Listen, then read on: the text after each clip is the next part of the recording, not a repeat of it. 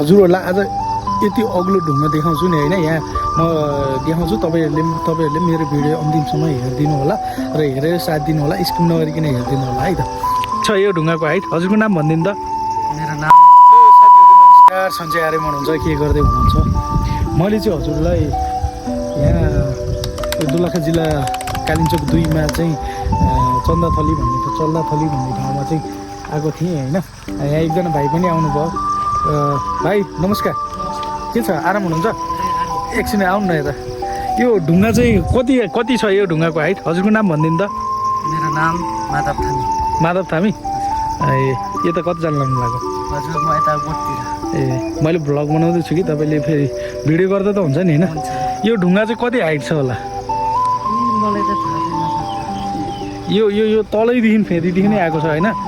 यो ढुङ्गा चाहिँ पछि यो भूकम्प गएपछि छुट्या यो ढुङ्गा? पहिल्यैदेखि यस्तै हो?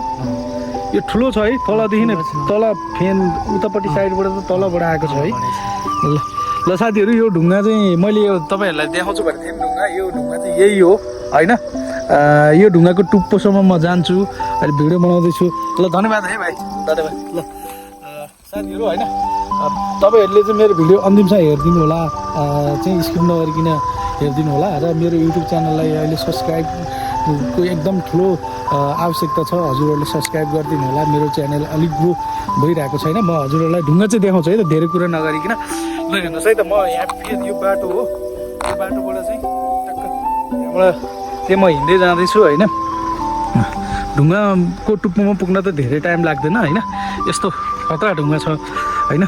यो यसको बनावटै खत्रै छ कि। अब यो दोलखा जिल्ला चाहिँ खत्रै छ कि। जहाँ जानुहोस् होइन, जताततै सुन्दरताले भरिएको छ कि यो दोलखा जिल्ला। तपाईँहरू एकचोटि चाहिँ आउनुपर्छ, म हरेक भिडियोमा भन्छु। ल हेर्नुहोस् है त, यो ढुङ्गा यस्तो छ कि डरै लाग्ने यार। चट मोबाइल चिप्लेर झर्ला भनेर यस्तो अग्लो छ नि यो फेर।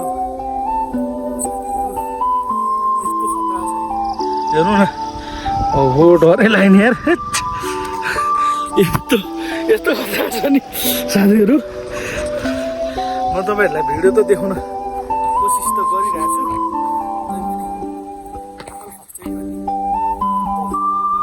जान्छ कि हेरौँ न, यो गाउँ त्यहाँ हो। यो ढुङ्गाको फेरि चाहिँ उटो ढुङ्गानिर छ क्या साथीहरू।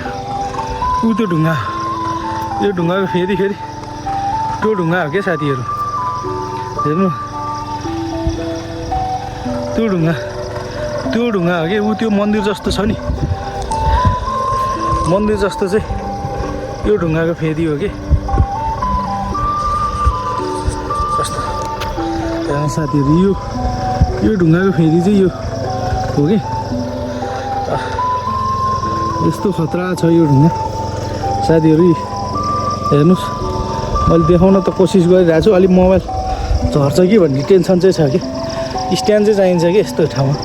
ल हेर्नु, यति गहिरो छ यार, हैट डरै लाग्यो, काली लाग्दो ढुङ्गा। ल साथीहरू, यही नै हो मैले ढुङ्गा देखाउन खोजेको साथीहरू।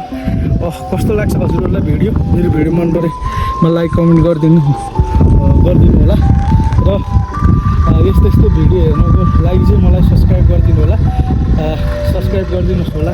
र हेर्नुहोस् न, यहाँबाट यति राम्रो दृश्य देखिन्छ नि। यो चाहिँ बेगुम्पा हो, पारिपट्टि देखिएको यो पारी गाउँ देखिएको चाहिँ बेगुम्पा हो साथीहरू। यो गाउँ चाहिँ बेगुम्पा हो। यतापट्टि क्याम्पल क्यानन्डी छ, त्यसलाई तारेभिर भन्छ। यहाँ माथिबाट चाहिँ कालिम्पोङ जान्छ है साथीहरू। यहाँबाट चाहिँ लगभग 10-15 किलोमिटरमा चाहिँ कालिम्पोङ पुगिन्छ, कालिम्पोङ भगवती माता। र यता पारी देखेको बिगु हो, बिगु पारी देखेको बिगु हो। कालिम्पोङमा बसेर भिडियो बनाइरहेको छु। यो चन्दथली गाउँ हो साथीहरू। मलाई चाहिँ साह्रै मनपर्छ यो गाउँ। नेपालको सुन्दरता यति राम्रो छ नि साथीहरू, कुनै छोडिदिनुहोस् कि।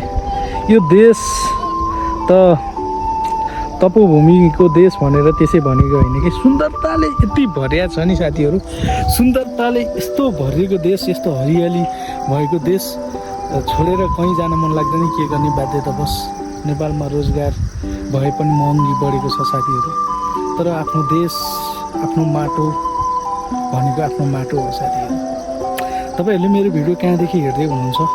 अलि म सिरियस भयो कि मलाई देश भनिसकेपछि चाहिँ राष्ट्र भनिसकेपछि चाहिँ अलिकति म भावुकै हुन्छु कि यति राम्रो छ नि, यति सुन्दर छ विश्वमा नेपाल प्राकृतिकको धनी देश भनेर त्यसै भनेको होइन कि। हेर्नुहोस् न यस्तो राम्रो हरियाली, जेठ महिनामा पनि यस्तो हरियाली छ, जेठ महिनामा हिउँ परिरहेको छ हिमालमा, यस्तो राम्रो दृश्य छ साथीहरू। ल त्यही हो, मैले भन्ने नै केही हो क्या साथीहरू। मैले हजुरहरूलाई चाहिँ कति भन्छु, मेरो भिडियो मन परेमा लाइक कमेन्ट सेयर गरिदिनु होला र मेरो युट्युब च्यानललाई सब्सक्राइब गरिदिनु होला। मलाई मोनिटाइजेसन गर्नु छ र मोनिटाइज गर्नु छ मेरो युट्युब च्यानल।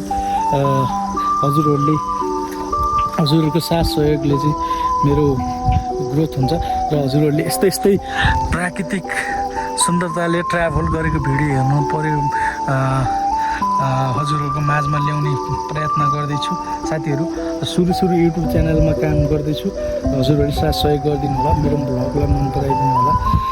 यस्तै छ साथीहरू।